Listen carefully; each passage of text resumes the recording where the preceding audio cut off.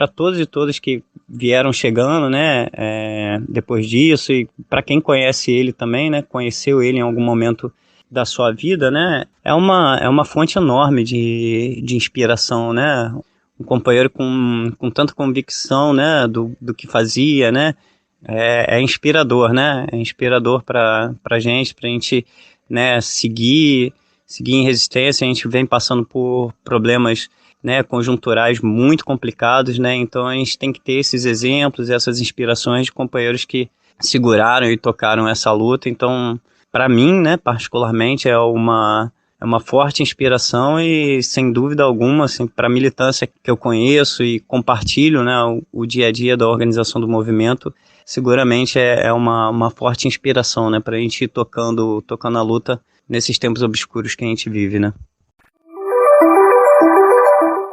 O tempo todo, a sua preocupação não era com a defesa dos seus direitos, né, das suas demandas, mas era sempre a preocupação coletiva, era sempre a preocupação com os de baixo, a preocupação com os do campo, né, com as lutas do campo, do seu movimento, que na verdade ele tinha muito orgulho de pertencer, né, que é o movimento dos trabalhadores rurais sem terra, o MST, mas da sua capacidade de articulação, da sua capacidade de se solidarizar com as dificuldades, os problemas vivenciados pelas comunidades ao seu redor e também de agregar pessoas, né, a esse próprio movimento. Então, é um exemplo, sim, é um exemplo muito forte da compreensão do que é aquilo que nós chamamos, né, de solidariedade de classe. Olá, está começando mais um podcast da Rádio NF. O MST celebra 25 anos no estado do Rio de Janeiro. É uma história de luta, superação e resistência.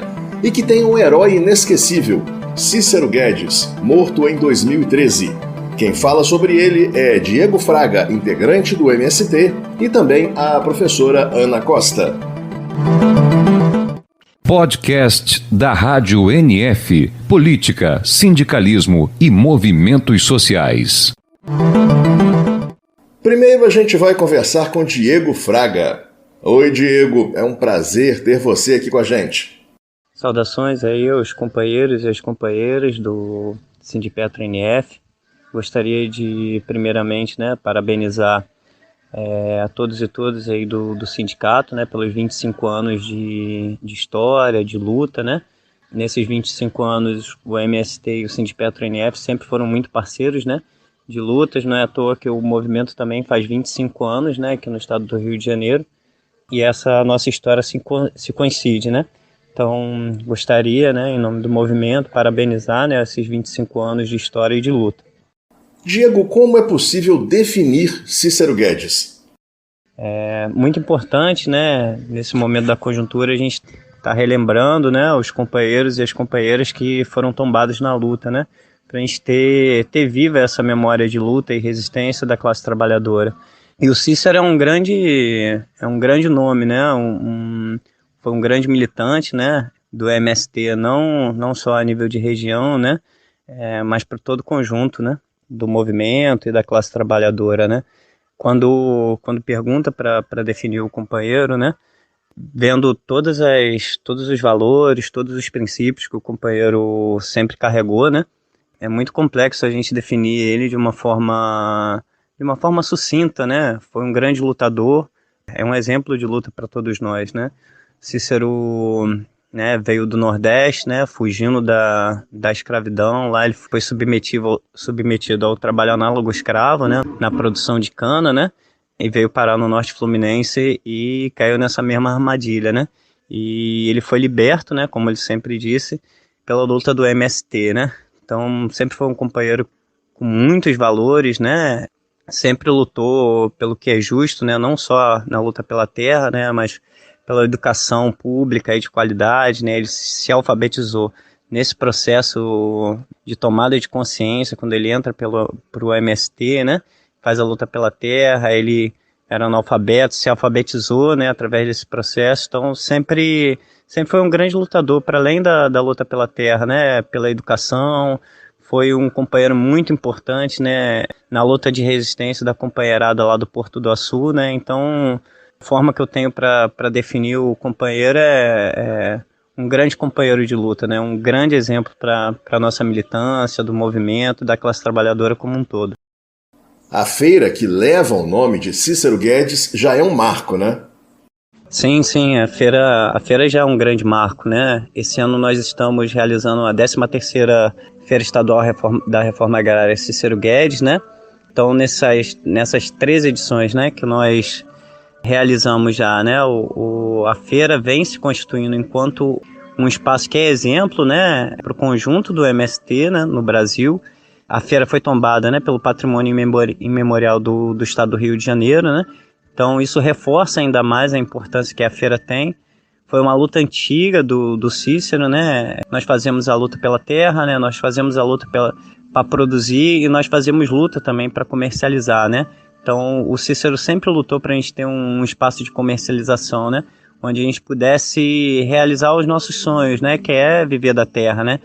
Ao mesmo tempo que a gente tem um canal de diálogo direto com a classe trabalhadora, né, para poder explicar, né, e dar um retorno o porquê que a gente faz a luta pela terra, o porquê que a gente faz a luta pela reforma agrária, o porquê que a gente luta para manter uma matriz de produção agroecológica, né. Então esse espaço, o espaço da Feira Estadual Cícero Guedes, né, já se consolidou ao longo dos anos, né, como um espaço fundamental para a gente, né. Esse ano a gente comemora na feira os 25 anos do movimento aqui no estado do Rio de Janeiro, né? Então já é um marco, já é um exemplo, né, para nós no MST e para o restante da classe trabalhadora também, né? Diego, a luta de Cícero pela reforma agrária é um exemplo a ser seguido? Com certeza. A história de luta do Cícero, né? Não só da luta pela terra e pela reforma agrária, né, mas a luta que ele tocava, né, pelas justiças sociais, né, lutava por uma educação pública de qualidade, né, lutava pela resistência do povo camponês. O Cícero atuava em várias frentes de luta, né, então seguramente é um exemplo a ser seguido, né, com toda a disciplina militante que ele tinha, os valores e os princípios que o companheiro carregava com tanta firmeza, né? A figura do Cícero, a história do Cícero, seguramente é um exemplo a ser seguido, não só pelo movimento, né? Mas por toda a classe trabalhadora, né? Devia conhecer a história de luta do Cícero e se basear muito nele, no exemplo de vida que ele nos trouxe, né? Em defesa da vida, em defesa da agroecologia, né? Da reforma agrária, da educação pública de qualidade, para que todos e todas, né, pudessem ser alfabetizados. Então é um grande exemplo, sim. As lideranças mais novas do MST, principalmente, se inspiram no Cícero? Bom, eu posso falar por mim mesmo, assim, enquanto militante que se inspira na história, na trajetória do Cícero, né? Quando eu cheguei no movimento, eu encontrei o Cícero. Foi fundamental para minha permanência no movimento, né? Pela minha vontade, pela minha ânsia de fazer a luta pela terra, né? De me organizar no MST. O Cícero foi fundamental, né? Para todos e todas que vieram chegando, né? Depois disso, e para quem conhece ele também, né? Conheceu ele em algum momento da sua vida, né? É uma fonte enorme de inspiração, né? Um companheiro com tanta convicção, né, do que fazia, né, é inspirador, né, é inspirador para a gente, né, seguir em resistência. A gente vem passando por problemas, né, conjunturais muito complicados, né, então a gente tem que ter esses exemplos, essas inspirações de companheiros que seguraram e tocaram essa luta. Então, para mim, né, particularmente, é uma forte inspiração e, sem dúvida alguma, assim, para a militância que eu conheço e compartilho, né, o dia a dia da organização do movimento, seguramente é uma forte inspiração, né, para a gente ir tocando a luta nesses tempos obscuros que a gente vive, né. Que avaliação você faz do MST, principalmente em Cambaíba? A Cambaíba ela tem uma simbologia muito forte, né, para o movimento, para a classe trabalhadora, né, por tudo que ela representa, né, por ter sido palco de atrocidades durante a ditadura civil-militar, durante os 20 e poucos anos, né, que a gente tem de luta e resistência por aquela terra, né? Nós já conquistamos lá um assentamento, né, o Osiel Alves, que já está há bastante tempo lá. Nós já tivemos outros acampamentos, né? O Osiel Alves 2, nós já tivemos o Luiz Maranhão.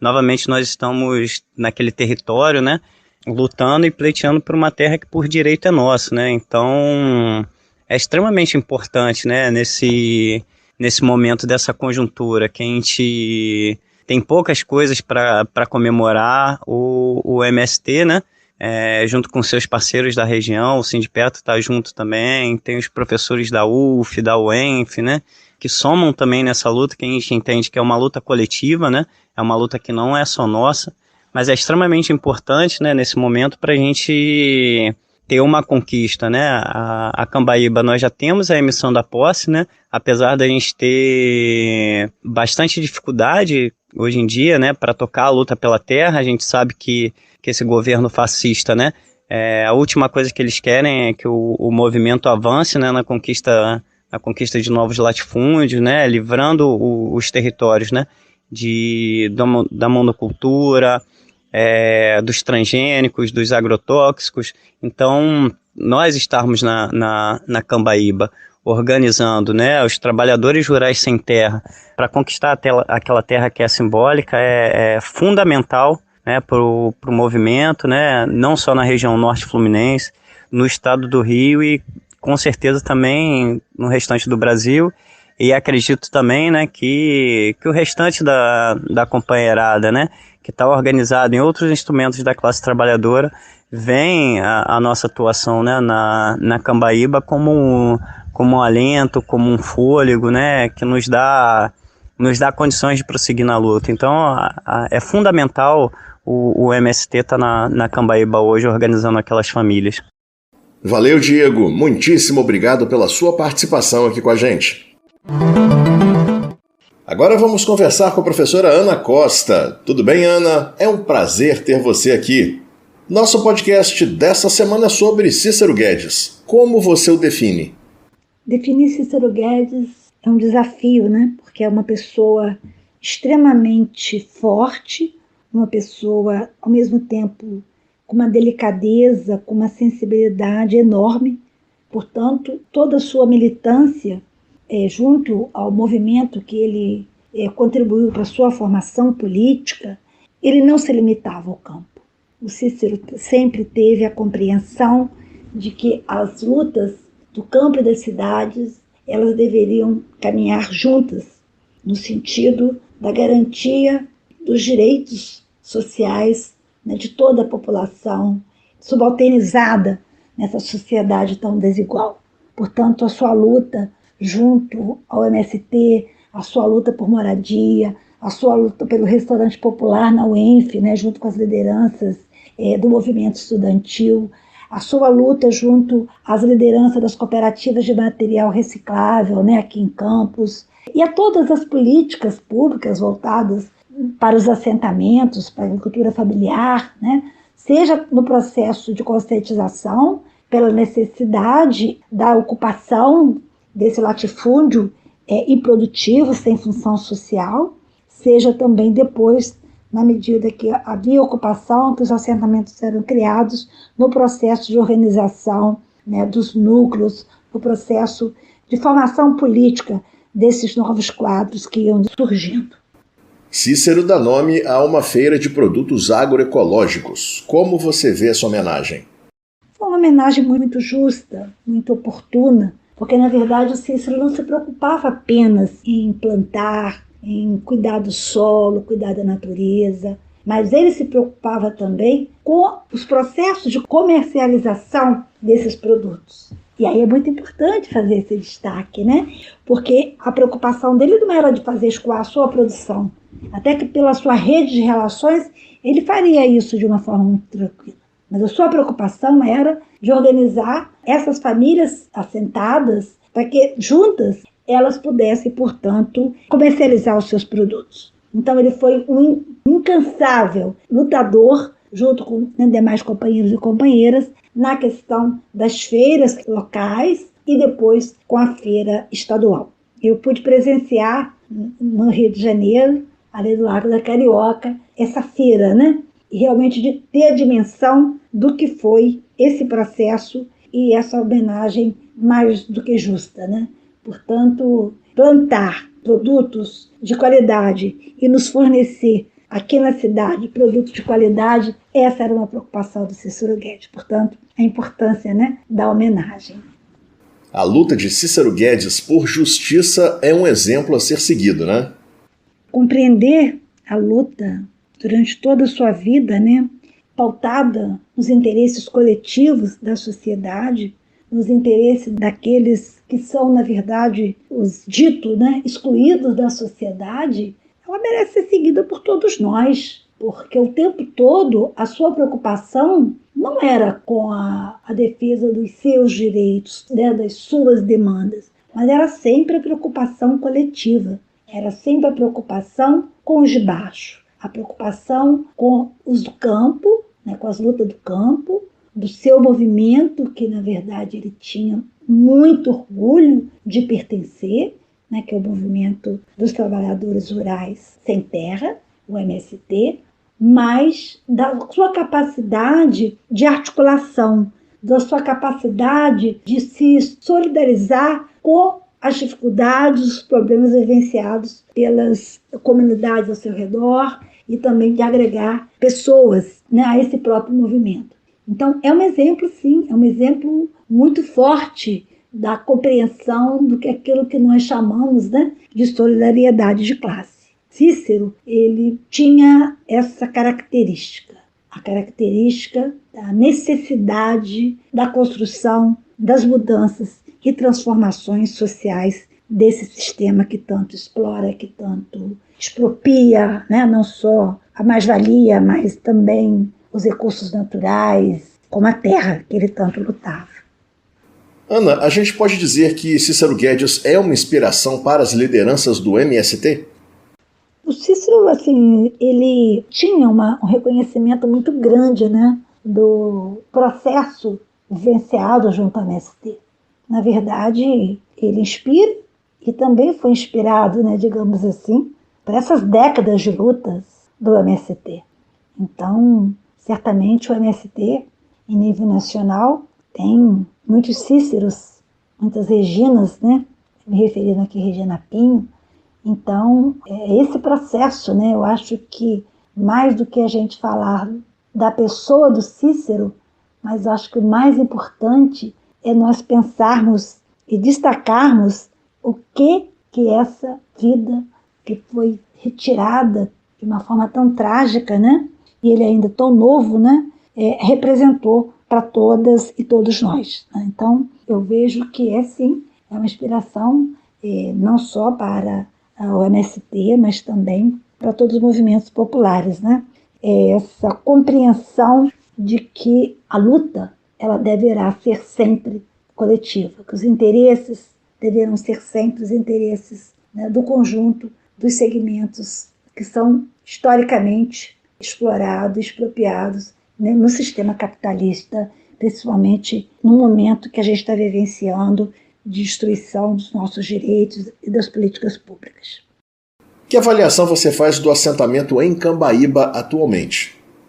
Principalmente na conjuntura que nós estamos vivenciando, né, em que os direitos sociais, em que pautas como a reforma agrária, que é uma pauta que é colocada como se fosse uma agenda temida, né, e tão reprimida também por essa outra direita, eu acho que o acampamento Cambaíba ele tem uma função importantíssima. Afinal, o MST está há mais de 2 décadas na luta para a ocupação daquelas terras. Então, numa conjuntura, né, difícil, sombria como a atual, essa ocupação ela é muito importante. E tanto importante que é esse processo de organização e luta dos sem terra, até porque vivemos uma conjuntura que banaliza a vida, naturaliza a morte, que nega a ciência, a pesquisa, desconsidera o aprendizado que essa experiência nos proporciona. Então, valorizar esse entrelaçamento, né, cotidiano, né, que o MST faz entre a razão e a emoção, com as suas místicas, né, ela constitui o viver humano, né? E a experiência que a MST tem realizado, principalmente nesse período com mais visibilidade durante a pandemia, quando partilha toneladas de alimentos com as famílias que mais precisam, eu acho que mostra para a gente a importância desse hoje acampamento e futuro assentamento. Por isso que nós da UF, a UENF, o IFE, a gente tem se preocupado também de garantir o nosso apoio, porque a gente entende que a gente não pode permitir que o INCRA, como instituição de Estado, que ele não possa cumprir a sua função, que é criar condições necessárias e mais dignas de trabalho na terra, de comercialização da produção, de moradia para aquelas famílias, de educação e todas as políticas públicas para aquelas famílias acampadas ali. Então, o que a gente deseja é que nos próximos meses a gente realmente possa ter um assentamento naquele território, né? E aí, mais uma vez, saudando, homenageando, né? E trazendo à memória a luta, né? Do nosso querido e amigo Cícero Guedes. Bom, ficamos por aqui, mas na semana que vem tem mais podcast. Tchau, tchau, até lá!